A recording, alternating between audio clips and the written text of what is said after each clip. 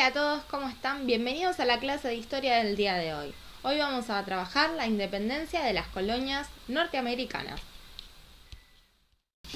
Bien, a fines del siglo XVIII, las 13 colonias inglesas de América del Norte protagonizaron la primera lucha por la independencia en el continente. Su éxito se convirtió en un emblema y un ejemplo por seguir en otras áreas del continente. Como vamos a ver acá en este mapa, podemos observar, bien, las 13 colonias se encontraban ubicadas al este de lo que hoy es Estados Unidos, ¿sí?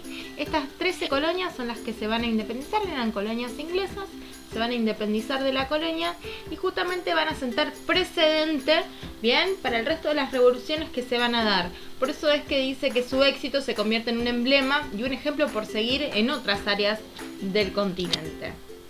Las características principales que vamos a ver es que en 1756 Inglaterra se enfrenta a Francia con lo que es la guerra de los 7 años, se enfrenta a Francia y a España, bien, en la guerra de los 7 años, justamente por el control del comercio y las posesiones ultramarinas.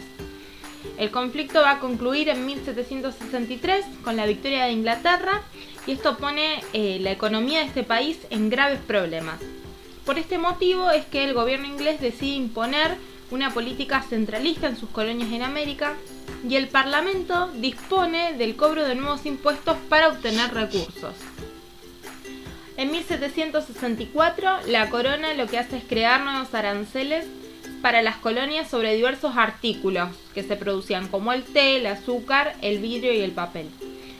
Los colonos que habían participado en las guerras junto con la metrópoli se consideraban ciudadanos ingleses, con derecho a ser consultados sobre estos temas sobre todo. Entonces, si bien las colonias dependían de la corona inglesa, en todas ellas existían asambleas legislativas, que estaban integradas nada más y nada menos que por los colonos, que eran propietarios o que contaban con un determinado nivel de ingresos. De este modo, los colonos, reunidos en asamblea, rechazaron las imposiciones de la metrópoli.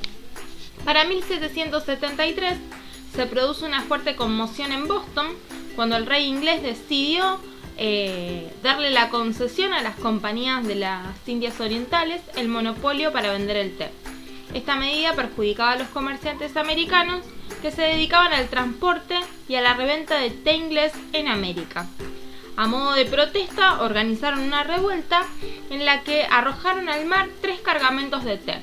En respuesta a esta revuelta, el gobierno inglés lo que hace es disponer el cierre del puerto de Boston. De esta manera perjudicaba a las colonias.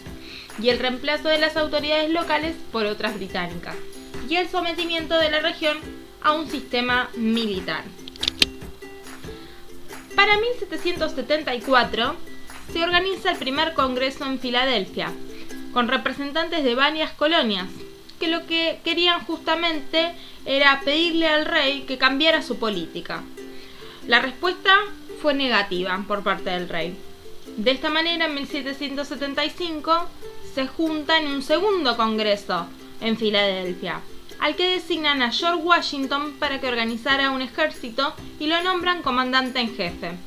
Los colonos fueron declarados rebeldes por el rey Jorge III. Y aquí se inicia el enfrentamiento bélico entre sus tropas y las organizadas por los colonos.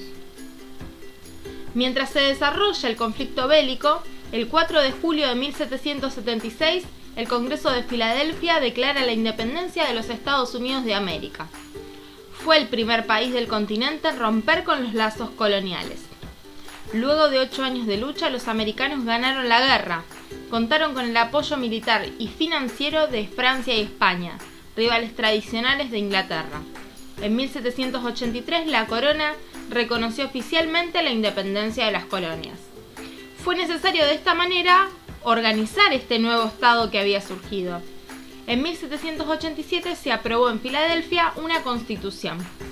En la Declaración de Derechos, la Constitución establecía que todos los hombres habían sido creados iguales, dotados por su creador de derechos inalienables como la vida, la libertad y la búsqueda de la felicidad. En materia política, la Constitución introducía varias novedades, como la organización de una república representativa y federal y la creación del cargo de presidente. Sin embargo, cada estado, correspondiente a las anteriores 13 colonias, conservaba su autonomía legislativa y administrativa.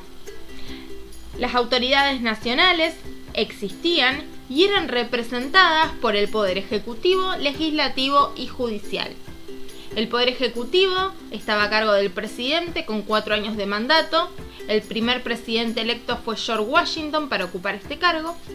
El Poder Legislativo era un congreso con 2 cámaras, la Cámara de Representantes y la Cámara de Senadores. Y el Poder Judicial, que estaba integrado por la Corte Suprema y varios tribunales federales.